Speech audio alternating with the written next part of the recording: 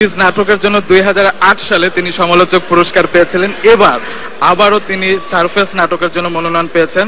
এবার কি পুরস্কৃত হবেন বলে মনে হচ্ছে? পুরস্কার পাওয়ার জন্য তো কাজ করি না, ভালো লাগে তাই কাজ করি। আচ্ছা, ভালো লাগে তাই কাজ করেন। ভালো লাগার আরেকটা কাজ আপনি করতে যাচ্ছেন, আয়না কাহিনী।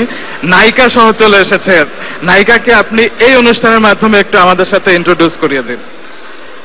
আমার সাথে নাবিলা অভিনয় করবে, আমার ছবিতে নাবিলা প্রধান চরিত্রে অভিনয় করবে। তার চরিত্রের নাম হচ্ছে রিদি। আর বাকিটা ওর কাছে শুনি। Nabila, welcome to film industry. আয়না কাহিনীর মাধ্যমে অভিষেক হচ্ছে। নাবিলার মতো উপস্থাপক, তার সামনে দাঁড়িয়ে আমরা উপস্থাপনা করার দুঃসাহস দেখাচ্ছি। আশা করছি আগামী বছর ক্রিটিক কিংবা পপুলার ক্যাটাগরিতে আয়না কাহিনীর জন্য আমরা পুরস্কার কিংবা মনোনয়ন কিছু একটা দেখতে পাবো। ছবিটি নিয়ে কতটুকু আশাবাদী? ছবিটি নিয়ে অবশ্যই আমরা প্রত্যেকেই আশাবাদী। একটি কাজ করছি আমরা সবাই একসঙ্গে, সবার প্রচেষ্টা থাকবে যেন ভালো কিছু বেরিয়ে আসে। এবং আমার পাশে যে নির্মাতা দাঁড়িয়ে আছে তাকে নিয়ে আমার নতুন করে আসলে কিছুই বলবার নেই।